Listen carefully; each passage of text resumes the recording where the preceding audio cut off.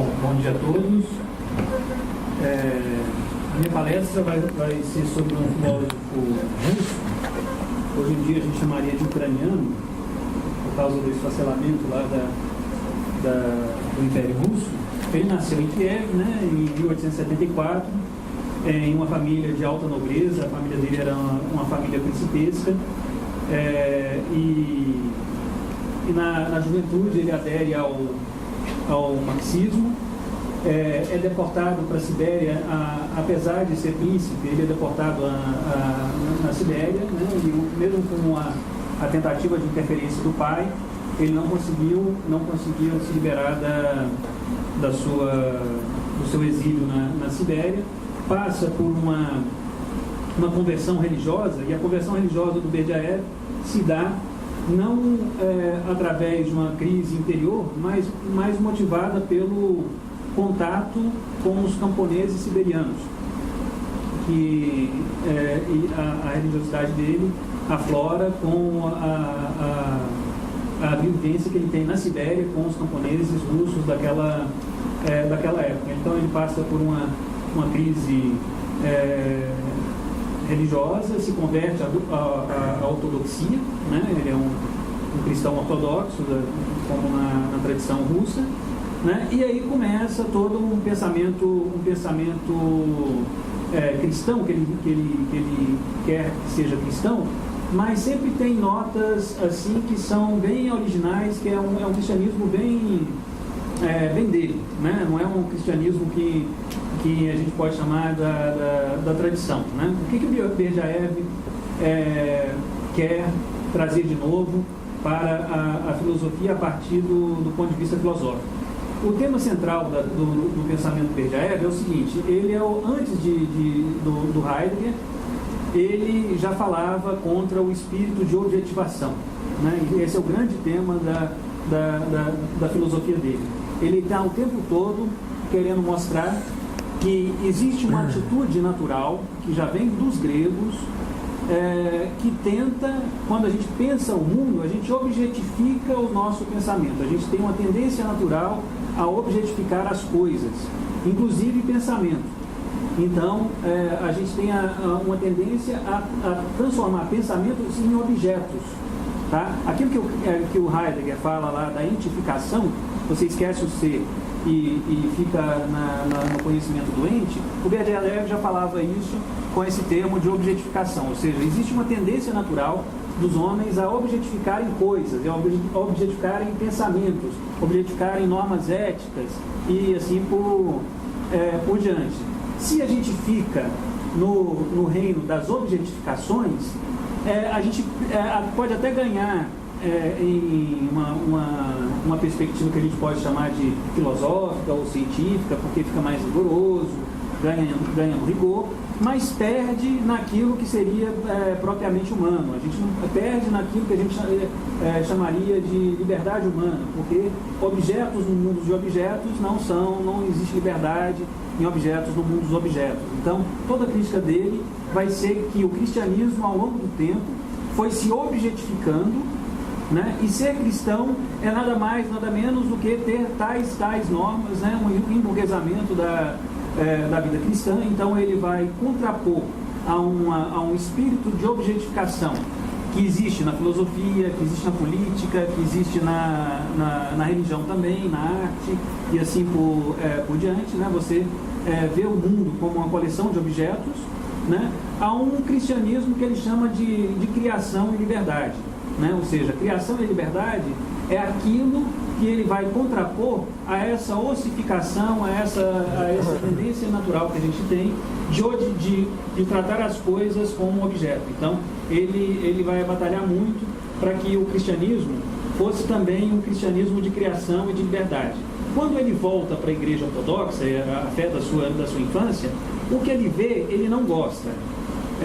Ele acha que é uma fé muito tradicional não no sentido bom do termo, mas no sentido mal do termo. As pessoas estão muito mais interessadas em cumprir normas exteriores do que em uma relação íntima com Deus. Então você é um bom ortodoxo na medida em que você acompanha os ofícios, faz determinados exercícios de piedade, né, exercita as virtudes e com isso você está com a consciência tranquila, porque você está cumprindo os preceitos exteriores, que vêm de fora, né, todas essas prescrições que vêm de fora, uma heteronomia, acabam virando a própria essência do cristianismo. E segundo o Berdyaev, o cristianismo não é simplesmente um conjuntinho de regras ditado por Cristo, mas uma vivência de criação e de liberdade. O homem deve estar chamado a ser co-criador com Deus,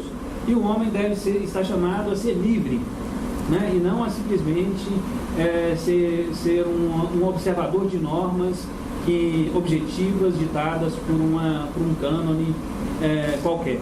Ele é muito crítico, ao mesmo tempo que ele é muito crítico ao catolicismo, pelo fato de você no catolicismo tudo é canônico, tudo tem cânone, tudo tem regras para você seguir, né? Isso para ele é a morte da espiritualidade, a morte do próprio estado religioso, que seria o espírito sopra onde quer, e não através de cânones que você define a priori como sendo plausíveis, né? Então tudo que ele vai falar sobre essa questão do cristianismo como criação e liberdade vai na crítica que ele faz à ortodoxia, principalmente à ortodoxia e também ao catolicismo do seu tempo, porque ele também se sente, ele não tem, apesar dele ser ortodoxo, formalmente ortodoxo, ele tinha uma certa empatia com o catolicismo, uma espécie de cristianismo antes da separação das igrejas, né? Ou seja, o catolicismo também está dentro daquilo que ele considera como sendo a igreja una e indivisa, né? Bom, o que ele entende aqui por liberdade? O Berdyaev vai tentar mostrar na sua concepção de liberdade que liberdade não pode ser simplesmente liberdade em relação a normas. Eu sou livre porque eu não cumpro mais normas. Não é isso, não pode ser isso. O cristianismo de liberdade não é uma liberdade que você é anarquista, que diz, olha, a fonte da minha norma agora passa a ser eu. Não é isso, né? Você tem uma liberdade que é uma liberdade interior, que é quando você consegue se desgarrar dos conceitos de necessidade. Você não tem mais necessidade disso ou daquilo, inclusive em relação a Deus. E aí ele cita o poema do grande inquisidor, do Dostoiévski, né? Quando o inquisidor está lá no diálogo com Cristo, né? Não sei se vocês leram essa parte lá do irmão Karamazov. O grande inquisidor, na leitura que o Berdyaev faz, é ao mesmo tempo inimigo de Cristo e inimigo da liberdade, né? O discurso que o inquisidor faz para Cristo é que o grande problema que Cristo, em vez de resolver o problema, ele criou o problema, porque ele trouxe a liberdade para o ser humano, e é isso que o ser humano não quer, né? O ser humano não quer liberdade, o ser humano quer pão e circo, e é por isso que tem que haver uma inquisição. É por isso que tem que ter um grande inquisidor, para que as pessoas saibam quais são normas elas devem seguir, fiquem com a consciência tranquila seguindo aquelas normas, né? E não querem saber de liberdade. Os homens não querem, não anseiam por liberdade, né? Então, a liberdade seria um fardo que as pessoas carregariam, e é isso que eles não querem. E é exatamente isso que o Berdyaev quer retomar no cristianismo. O cristianismo tem que ser uma religião de tragédia, tem que ser uma religião de liberdade. Segundo a leitura que ele faz, o cristianismo ao longo do tempo foi, com contato principalmente com a cultura grega, ele se paganizou de alguma forma, aderindo a algumas teses filosóficas e racionais. O cristianismo ficou muito racional e muito pouco espontâneo com a adesão do pensamento grego. E na leitura do Berdyaev, quando você percebe o cristianismo é uma religião oriental, e de um povo oriental que não está muito interessado em ficar raciocinando sobre a natureza humana, a relação da natureza humana com Deus.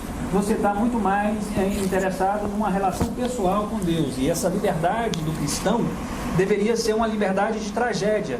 A vida é uma tragédia, a vida é um grande drama, é uma grande tragédia, e o Berdyaev diz que a tragédia está no próprio seio de Deus. Ele diz que ele não é um patriopassionista. Patriopassionista é a posição daquela pessoa que diz que o pai também sofre a paixão, porque no pensamento grego, Deus sendo perfeito, ele não pode sofrer, porque ser perfeito retira, se sofrer é uma imperfeição, então Deus não poderia sofrer. Então como é que você explica a paixão de Cristo? Se Cristo é a encarnação divina, como é que você explica a paixão dele se Deus não pode sofrer? E é isso que o Berdyaev está querendo mostrar, ou seja, Deus também pode sofrer e ainda assim permanecer perfeito. Aliás, Deus não seria perfeito se ele não sofresse. O fato dele sofrer revela a perfeição do amor que ele sente e do amor do amor extremo que ele tem por sua criatura. Ou seja, a própria noção de tragédia está escrito não só na realidade humana, mas no seio da realidade divina. Então, a tragédia está no próprio Deus, e a nossa vida sendo uma tragédia, uma tragédia não é uma coisa racional, não é uma coisa polínea, uma coisa certinha. A própria noção de tragédia está inscrita na própria criação, na própria vida intradivina. E a liberdade leva a essas coisas. Então, para ele, o cristianismo deveria recuperar esse caráter de liberdade e também de criação. Ele fala do estado de criação como um estado de exaltação. Ele usa essa palavra, exaltação. Você sai dos cânones normais da racionalidade. Quem cria, não cria segundo normas, porque aí se criar segundo normas, fazer poesia segundo um cânone estabelecido, fazer arquitetura segundo um cânone estabelecido, não é criar. Porque tem vários critérios objetivos de beleza, mas falta alguma coisa de essencial, falta a liberdade de criação, que é o escândalo que as pessoas tentam evitar, mas que é aquilo que faz com que o cristianismo seja cristianismo. Berdyaev chega a dizer que o conteúdo formal do cristianismo é a liberdade, porque o conteúdo formal do cristianismo é o amor. E aí você tem uma contraposição aqui, a visão do Kierkegaard, né? Que aí você só tem o amor quando você tem liberdade, e uma liberdade que é uma liberdade que está ancorada no próprio Cristo. Tá? Então ele vai falar assim do cristianismo de criação e liberdade, tentando mostrar o seguinte: bom, o que existe no cristianismo atual, e o horizonte dele é principalmente a ortodoxia, é o seguinte: bom, você tem uma religião que é extremamente hierocrática, né? Extremamente, como é que a gente pode dizer, hierarquizada, não só hierarquizada, mas você tem uma espécie de clericalismo, tá? Uma tendência ao clericalismo muito grande, deixando a vida cristã quase que nas mãos de alguém ou de alguns especialistas, que seriam o clero, e os leigos deixariam a vida cristã para eles, porque eles são especialistas no sagrado, né? Então eles vão ditar como deve ser minha vida, porque eles sabem, como especialistas em religião que eles são, eles sabem o que eu devo fazer para cumprir os preceitos, como eu devo me confessar, qual a penitência que eu devo fazer, e assim por diante. Então, você tem um cristianismo que é muito clerical, e aí vem a parte polêmica do pensamento do Berdyaev. Ele diz assim, é muito clerical, até aí nenhuma novidade, você tem várias críticas ao excesso de clericalismo, até mesmo por padres ao longo da tradição, nada de novo até aí, mas aí ele vai começar a ter a tônica que é própria dele. Ele vai dizer o seguinte: não só tem um cristianismo muito clerical, mas também tem um cristianismo que é muito ascético. É aí que está talvez a grande cartada própria do Berdyaev. Por que o ascetismo seria uma coisa tão ruim na visão do BJF? Porque, segundo ele, o ascetismo levaria em conta não a natureza humana, como ela é, mas a natureza angélica. É quase como se o cristianismo, em vez de ser uma religião da divina humanidade, esse conceito é muito usado pelos filósofos russos de maneira geral, né? Ou seja, o cristianismo é uma religião divina humana, é a religião que tenta ligar o homem a Deus, Deus ao homem. Então é uma religião da divina humanidade. Ele diz assim: o cristianismo acabou virando uma religião da divina angelidade. As pessoas querem ser anjos, as pessoas querem ser anjos e não homens. Então, pelo ascetismo, você chegaria a uma vida angélica, né? O que seria uma vida angélica? Um anjo não tem sexo. Então, por que se faz voto de castidade? É uma espécie de você querer imitar uma natureza que não é humana. Você faz uma espécie de angelismo. Você tenta imitar anjos e não encarnar o estado propriamente humano com o ascetismo. E toda essa vida esse discurso das virtudes, que a BJF não critica em si mesmo, o discurso da virtude é uma coisa boa, mas dependendo da tônica na qual você coloca o exercício das virtudes, parece muito mais uma coisa para anjos do que para homens, coisas muito mais de um ser que não é humano, que não tem carne, que não está encarnado, do que para a condição humana atual. Então, ele critica muito a parte ascética do cristianismo, principalmente do cristianismo ortodoxo. É quase como se fosse o seguinte: todo mundo tem que ser monge. É quase que um ideal de que todo mundo está chamado, é uma vocação universal ao monasticismo. E o monasticismo é uma vocação só específica para alguns. Então, se alguns querem seguir a vida perfeita, e o ascetismo para essas pessoas seria muito bom, porque é vocação específica delas e é uma grande tradição, é uma tradição respeitável, que produziu vários santos e tudo mais, mas é especificamente monástico. Agora, você tem que ter um cristianismo que seja para todos, e não para os monges, e aí o ascetismo não levaria a lugar nenhum, então levaria a catástrofes individuais, porque as pessoas se desesperariam porque não conseguem se elevar a um grau tão grande de virtudes e assim por diante. E para Berdyaev, o cristianismo sendo uma religião de encarnação, o ideal ascético, que é exatamente uma espécie de desencarnação, né, vai contra o ideal cristão, que para ele, ideal cristão segundo Berdyaev, né, que seria da carne ao cristianismo, né? Então o ascetismo está tentando tirar a carne do cristianismo, e isso aí seria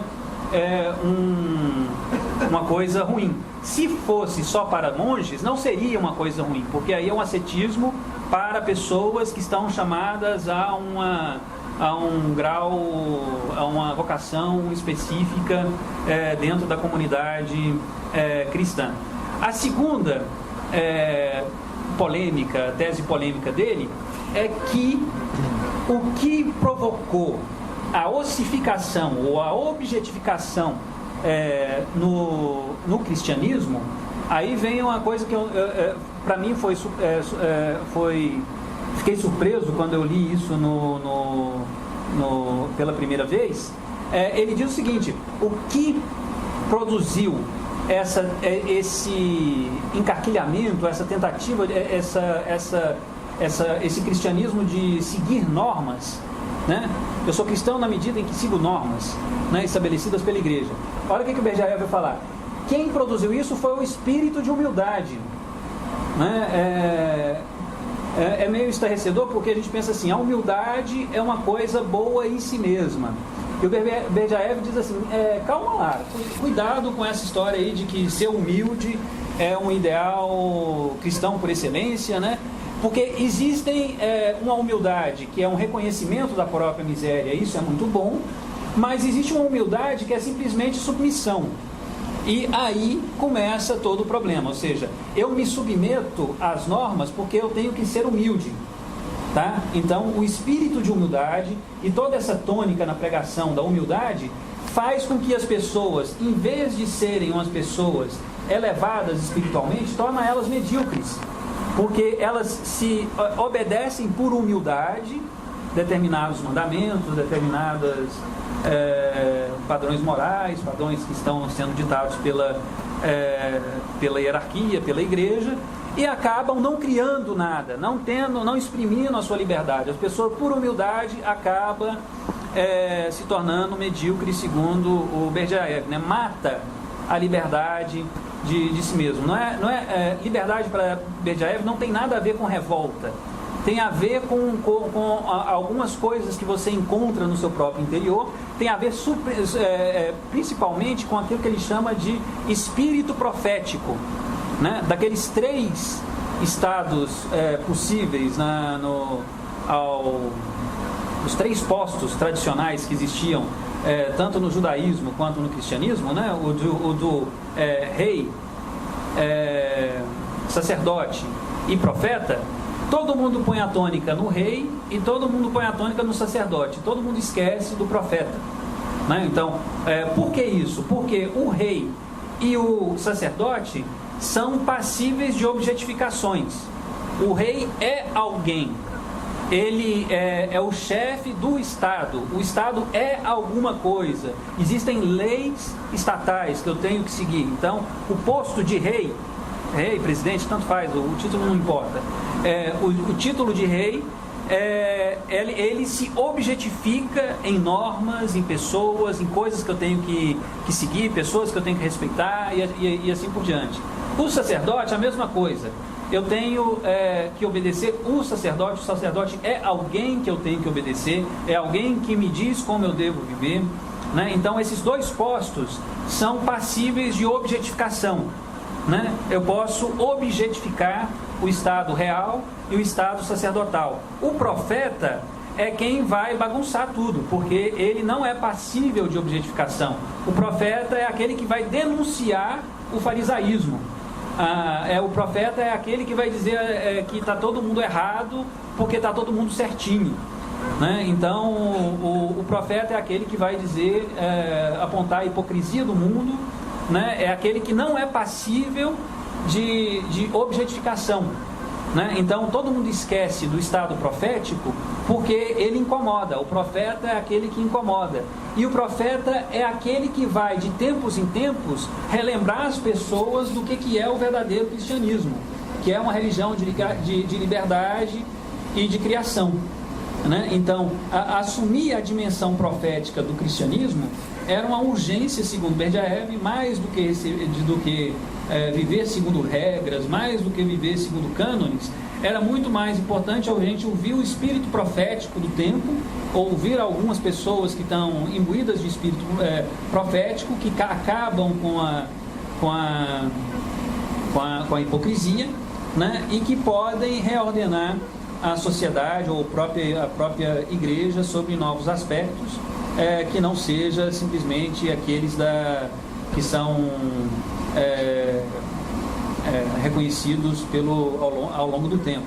Então ele diz o seguinte: bom, veja só, não dá para você ser cristão sem você assumir uma série de dogmas, uma série de doutrinas, uma série de tradições. É impossível, não tem jeito. Então, se você é cristão, você está assumindo essas tradições, esses dogmas, e isso é bom em si mesmo, tá? Então, o depósito da fé é alguma coisa que é meu e que eu não quero perder.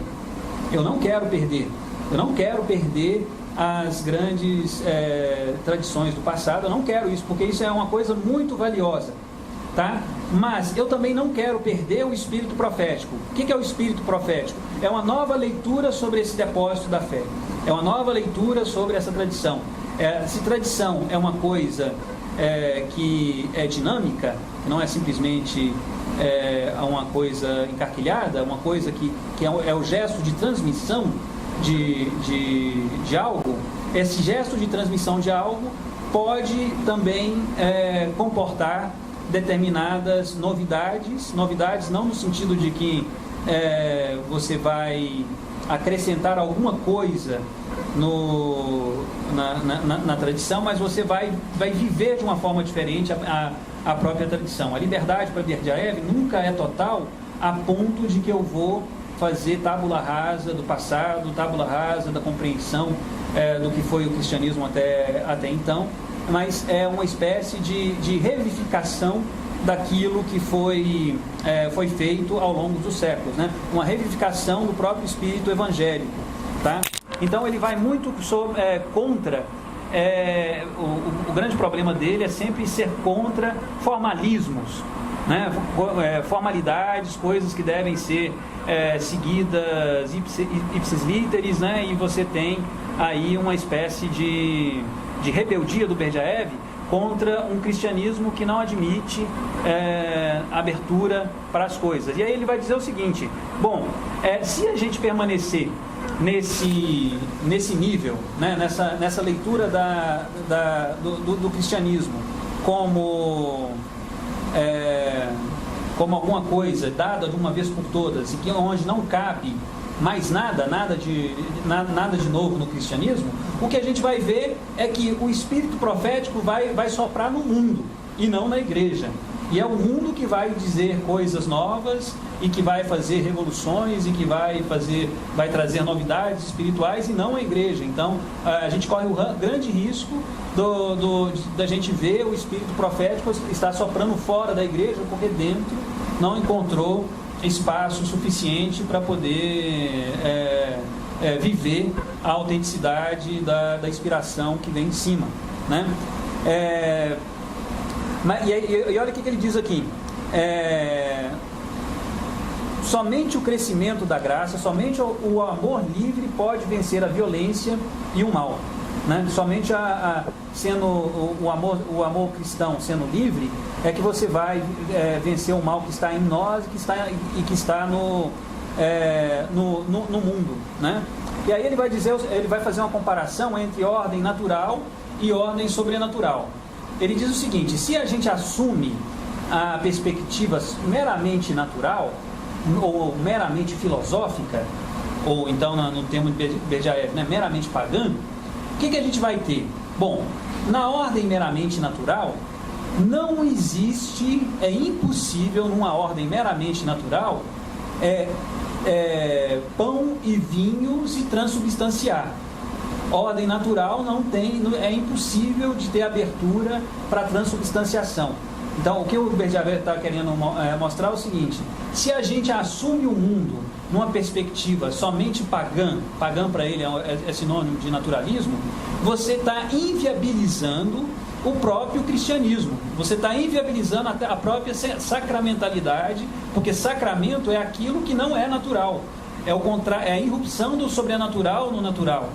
Então, se você é racional demais e você filosofa demais, acaba tendo pouco espaço para uma dimensão propriamente cristã da realidade, e o cristianismo se tornaria simplesmente absurdo, né? Agora, o cristianismo tem que aparecer como o absurdo no mundo natural, né? É o absurdo do mundo natural, porque a transubstanciação realmente ocorre, e pão e vinho realmente se transformam em corpo e sangue de Cristo, mas isso só acontece em um mundo que tem uma abertura para a transcendência, que tem abertura para coisas que não são realidades objetuais, porque num mundo onde só existem objetos, não existe transubstanciação possível, né? Então você precisa de uma outra maneira de ver o mundo, para que a própria sacramentalidade do mundo, das coisas aconteçam. E aí ele acrescenta uma terceira tese polêmica também. A terceira tese polêmica dele é que o cristianismo se tornou uma religião objetificada, de seguidores de normas, pelo fato da gente colocar a tônica na salvação. Aí alguém poderia dizer assim: ué, mas o cristianismo não é uma religião de salvação, né? E a salvação não é aquilo que é o mais importante no cristianismo. E aí que está a tese do Berdyaev. Ele diz o seguinte: se a gente pensar da seguinte maneira, bom, ser salvo é o núcleo, é a essência do cristianismo. Eu sou cristão porque eu quero ser salvo, tá? Eu quero ter uma vida salva. Bom, mas salvação, segundo Berdyaev, se faz a cada instante. E até o último suspiro que a gente está dando, o último alento, a salvação está operando. Alguém poderia levantar a seguinte tese: bom, a gente pode se engajar pela nossa salvação, e depois que a gente tem a nossa alma salva, a gente faz alguma outra coisa. A gente cria, faz atos de liberdade. E é exatamente isso que o Berdyaev se revolta. Porque salvação nunca vai ter um depois da salvação. Salvação se faz a cada segundo, e a gente nunca vai acabar com o combate pela nossa salvação, porque só acaba no último suspiro. Então não haverá um depois para que a gente tenha tempo suficiente para amar, para criar, para exprimir a nossa criatividade, a nossa liberdade. Ou seja, a gente não pode ficar esperando ser salvo para depois fazer alguma outra coisa. Para Berdyaev, o cristianismo tem dois pontos centrais e não um só. Um ponto central é realmente a salvação, a outra é a divinização. Tá? Theosis, né? É o termo clássico da igreja ortodoxa, né? Ou seja, a gente não tem só que ser salvo, a gente tem que ser divinizado. E é essa dimensão que o cristianismo perdeu, segundo o Berdyaev. O Berdyaev diz o seguinte: o cristianismo é uma religião muito teórica, está muito teórico, e quase não tem mais espaço para ser um cristianismo cósmico, né, que transfigure as realidades intramundanas, que transfigure o próprio cosmos. Salvar a si mesmo não transfigura nada, né, só garante a você um estado póstumo de beatitude. Mas a verdadeira transfiguração do homem e da própria criação, esse também é um objetivo do cristianismo. Os grandes santos da igreja ortodoxa, ou até mesmo santos da igreja católica, que eles citam, São Francisco, por exemplo, eram santos que transfiguravam o cosmos, que transfiguravam a natureza humana, ou seja, tinha uma relação com o cosmos diferente a partir do momento em que eles realmente assumiam o evangelho. Então existe uma transfiguração cósmica a partir do momento em que você não vê o cristianismo só como uma religião de salvação, mas também uma religião de transfiguração da própria realidade. Porque se a gente vê o cristianismo como uma religião unicamente de salvação, vem a mentalidade, se instaura a mentalidade legalista, e aí eu vou dizer, bom, o que eu faço para ser salvo? Bom, cumpra tais preceitos, cumpra tais regrinhas. E se eu cumprir essas regrinhas, eu vou ser salvo? Com grande probabilidade, sim. Então, eu me torno um legalista, uma pessoa de mentalidade legalista, né? Vou fazer aquilo que é legal dentro de um esboço, dentro de um quadro onde a salvação é meu horizonte. Tá? Então, a mentalidade legalista, a salvacionista, forja ao mesmo tempo uma mentalidade legalista. Quando você tem a theosis, ou a divinização do homem, e a transfiguração do cosmos como horizonte do cristianismo, você tem um cristianismo que não é mais legalista, que não é mais, que não objetifica mais as coisas, porque a natureza depois da transfiguração, porque ela passa, ela não é feita mais de objetos inertes, mas ela é a própria vida, ela é espírito puro. Então ela passa a refletir não mais uma realidade objetual, mas uma realidade propriamente uma realidade, em vez de ser objetual, uma realidade realmente espiritual, né? Bom, então qual é a grande crítica que ele faz? Bom, ele faz a crítica a um excesso de espírito de autoridade, de tradição, de hierarquia e de vida angélica na igreja, tá? Então é o que ele chama de vida angélica, é a vida do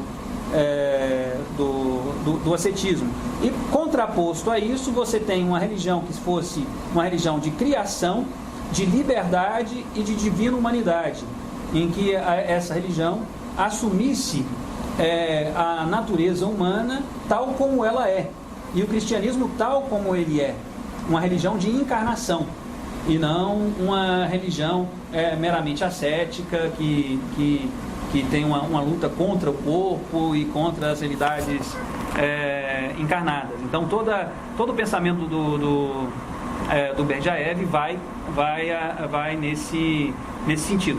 Na minha leitura que eu faço, eu acho que ele exagera um pouco. Ele a gente sempre exagera quando a gente está lutando contra alguma coisa, né? Mas se a gente perceber o Berdyaev ou as realidades que ele coloca como duais, incomoda, ou pelo menos a mim me incomoda, né? Eu não sei se a leitura que eu faço é um pouco diferente do Berdyaev, né? Eu acho que as duas coisas podem coexistir de uma maneira que é absolutamente passível de coexistência pacífica, né? Você pode muito bem ter um cristianismo de autoridade, de tradição, e um cristianismo de criação e de liberdade ao mesmo tempo e na mesma pessoa, né? Isso não impede, uma coisa não impede a outra. Quando a gente lê o Berdyaev, parece que sim, parece que há um impedimento, parece que quando você tem a perspectiva da objetificação, há um impedimento. Olha, se você sair da regrinha, uma vírgula, você já não é mais cristão, né? Então você tem uma espécie de talvez exagero da pintura aí, de como se faz, né? Talvez um exagero do grande inquisidor aí do Dostoiévski, né? Bom, é isso aí que eu queria mostrar para vocês, né? O espírito com o qual o Berdyaev trabalha, que seria uma retomada do cristianismo na leitura que ele faz dos próprios evangelhos, e não mais de instauração de normas, de cânones ou de regras que, segundo ele, não fariam muito sentido. Muito obrigado.